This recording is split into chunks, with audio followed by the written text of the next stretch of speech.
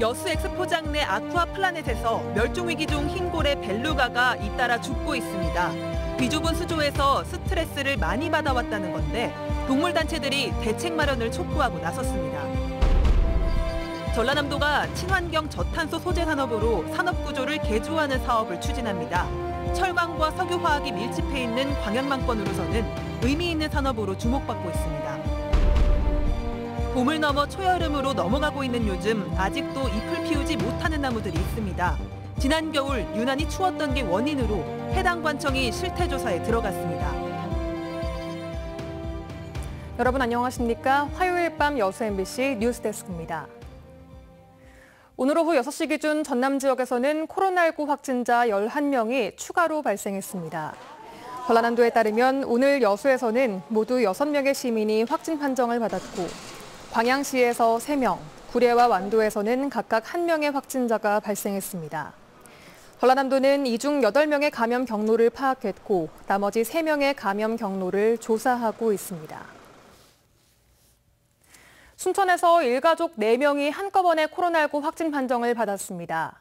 순천시는 기존 확진자의 가족 4명이 진단검사 결과 양성으로 판명돼 순천의료원과 강진의료원으로 이송했다고 밝혔습니다.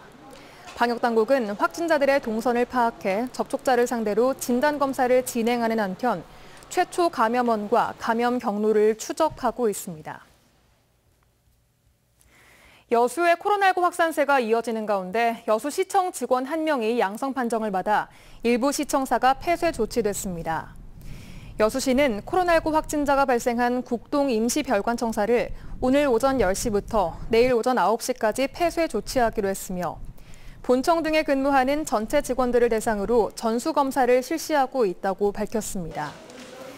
여수에서는 어제와 오늘 새벽까지 4명이 추가된 데 이어 오늘 오전에도 3명이 추가로 양성 판정을 받아 누적 확진자가 136명으로 늘었습니다. 오늘 양성 판정을 받은 여수 136번 확진자는 국동청사에 근무하는 공무원으로 지난 5일부터 기침과 가래 등의 증상을 보여 어제 검사를 받았습니다. 철강과 석유화학이 밀집된 광양만권에서 탄소 중립을 위한 화이트 바이오 산업이 정책적으로 육성됩니다. 전라남도는 특히 이번 사업을 광양만권 산단 대개조 사업의 핵심 테마로 진행한다는 계획이어서 추진 과정에 관심이 모아지고 있습니다. 최우식 기자가 취재했습니다. 전남 지역의 영농 폐비닐 발생량은 전국 발생량의 15.5%로 전국 2위. 해양 폐기물은 전국 발생량의 41.1%로 가장 많습니다. 연간 9천만 톤이 넘는 도내 온실가스 배출량은 전국 대비 12.4%에 이릅니다. 산업별로는 철강이 43%로 가장 많고 화학과 공공전기, 열생산, 도로수송, 석유 정제 등의 순으로 화학과 철강이 높은 비중을 차지하고 있습니다. 탄소중립 소재 산업 육성 정책은 이 같은 산업 기반과 여건에서 시작됐습니다. 도내 농어촌에서 발생하는 폐플라스틱 문제를 원천적으로 해소하고 동시에 석유화학 기반에서 친환경 저탄소 소재 산업으로 산업 구조를 개조한다는 계획입니다.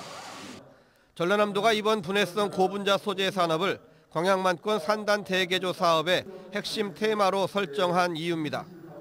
전남의 강점인 석유화학 산업 분야의 소재 생산 기술력은 살리고 도내 중소기업이 고부가가치 친환경 소재 분야로 사업을 다각화할 수 있도록 기술 개발을 적극 뒷받침할 계획입니다. 이미 국비 등 166억 원이 소요되는 분해성 고분자 소재 상용화 기반 구축 사업이 산업부 공모사업으로 선정돼 여수 3동지구에서 2023년 말까지 추진됩니다. 이 사업에는 여수시와 전남 테크노파크, 순천대학교 등이 함께 참여하고 있습니다. 이렇게 구축된 기반 위에 상용화 기술 개발 과제 4건을 추진하기 위해 260억 원의 국고 지원을 건의했으며 그중 일부인 60억 원이 내년도 신규 사업에 반영됐습니다. 탄소 중립 실현을 위한 전남도의 화이트 바이오 산업 육성 계획이 국가산단 대개조 사업과 맞물려 일석이조의 성과를 거둘 수 있을지 주목됩니다. MBC 뉴스 최우식입니다. 네, 앞서 전국 뉴스에서 보도된 내용 다시 한번 전해드립니다. 국내에서 두 번째로 큰 수족관인 여수 아쿠아플라넷에서 멸종 위기종 벨루가 고래가 폐사하는 사례가 잇따르고 있습니다. 지난해 한 마리가 폐사한 데 이어 최근 또 한 마리가 폐사해 이제 한 마리밖에 남지 않았는데요. 대책이 시급한 상황입니다. 조희원 기자입니다. 가로 30m, 세로 30m, 수심 7m의 좁은 수조를 흰고래 벨루가 한 마리가 유영합니다. 여수 세계박람회를 앞둔 지난 2011년 여수 아쿠아플라넷이 들여온 러시아산 벨루가 3마리 중 한 마리입니다. 북극해 등 차가운 해역에 주로 서식하는 벨루가는 하루에 수천 킬로미터를 이동할 정도로 활동량이 많은 종으로 알려져 있습니다. 하지만 이곳에서는 비좁은 수조에서 3마리가 함께 살아야 했습니다. 결국 지난해 7월 12살 수컷 루이가 폐혈증으로 폐사한 데 이어 10달 만인 지난 5일 또 다른 수컷 루오마저 12살의 나이로 폐사했습니다. 40살에서 50살인 벨루가의 평균 수명을 감안하면 이례적으로 빨리 죽은 셈입니다. 이제는 11살 암컷 루비만 혼자 남은 상황. 아쿠아플라넷은 해수부 등 관계부처와 함께 대책을 논의하고 있다며 수족관이 아닌 바다에서의 사용 여부도 검토할 계획이라고 밝혔습니다. 한편 해수부에 따르면 최근 6년 동안 폐사한 국내 수족관 고래류는 벌써 20마리가 넘었습니다. 이에 따라 동물단체들은 해수부의 전향적인 태도 변화가 필요하다고 지적하고 있습니다. 고래류 같은 경우는 워낙에 지능이 뛰어나고 그리고 또 사회성이 높은 동물이기 때문에 1차적으로 가장 이 전시에 부적절하다라고 판단을 하기 때문에 운영 목적이 종 보존이나 서식지를 보존하는 목적으로 운영이 되어야 되는 거고. 현재 전국 각지의 수족관에 감금돼 사육되고 있는 고래류는 모두 24마리.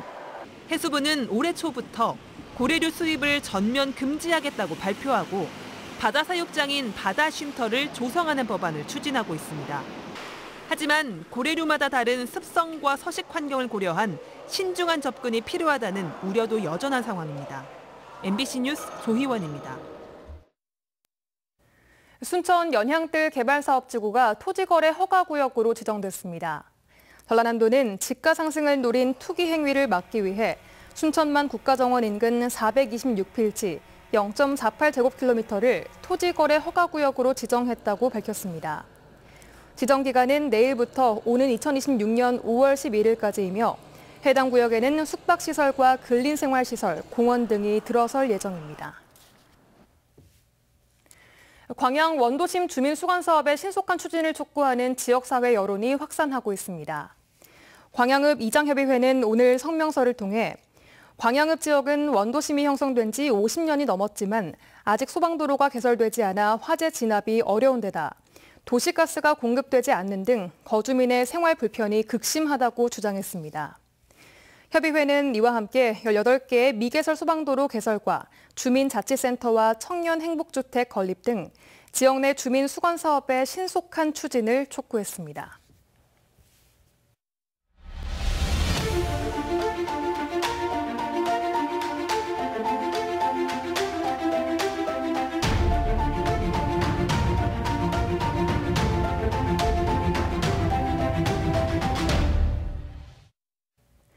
전남 지역의 귀농에 연소득 1억 원 이상을 올린 귀농인이 75명으로 집계됐습니다. 전라남도에 따르면 최근 3년간 1억 원 이상 고소득을 올린 귀농인은 2018년 57명, 2019년 69명, 2020년 75명으로 해마다 꾸준히 늘고 있습니다. 규모별로는 1억 원 이상 2억 원 미만 농가가 45농가로 전체 고소득 농가의 60%를 차지했으며 경영 형태별로는 축산농가가 가장 많았고 시군별로는 장성군과 해남군, 순천시 등의 순으로 조사됐습니다. 네, 지난 겨울은 유난히 추웠죠. 그래서 나무들에게도 이상현상이 일어나고 있는데요. 담양의 관광 명소인 관방 재림에 심어진 아름드리 나무들은 피어도 벌써 피었어야 할 잎들이 아직도 움트지 않고 있다고 합니다. 한신구 기자의 보도입니다. 한창 푸른 빛을 뽐내야 할 아름드리 나무들. 일부 밑둥 가지에만 새잎이 매달려 있을 뿐 앙상한 가지만 드러내놓고 있습니다. 인근에 심어진 느티나무와 팽나무 등이 한창 싱그런 자태를 뽐내는 것과 대조적입니다. 잎이 나오는 양이 지금 현재보다는 서너 배 이상 나왔고요. 그다음에 아래에는 햇빛이 들어오지 못할 정도로 그늘이 질 정도로 잎이 무성하게. 천연기념물로 지정된 담양 관방재림에 심어져 있는 푸조나무들입니다. 수령 300년이 넘은 100여 그루 가운데 대부분이 이렇게 잎이 피지 않는 등 생육이 늦어지고 있습니다. 원래 추위에 약한 수종인데 지난 겨울 영하 15도 아래로 떨어지는 한파가 나흘 이상 지속되면서 피해를 입은 것으로 추정되고 있습니다. 문화재청과 담양군이 실태를 조사한 결과 일부 잔가지만 고사했을 뿐 줄기 상태는 양호한 것으로 측정됐습니다. 지난 겨울에 추워가지고 그게 얼어 죽어서 그 눈들도 새싹들도 다 얼어 죽은 건데 죽은 거는 어쩔 수 없고요. 그 밑에 살아있는 부분에서 싹이 다시 나올 겁니다. 그래서 영양제와 성장 유도제 등을 공급해 나무들의 정상적인 발육을 촉진하기로 했습니다. 이상 기온이 빚은 예년에 없던 낯설은 풍경. 그렇지만 이달 말이면 예년만은 못해도 그 푸르른 잎을 다시 볼 수 있을 것으로 보입니다. MBC 뉴스 한신구입니다. 여수광양항만공사가 오늘 여수해경과 해양 폐플라스틱의 순환경제 구축을 위해 상호 협력하기로 했습니다.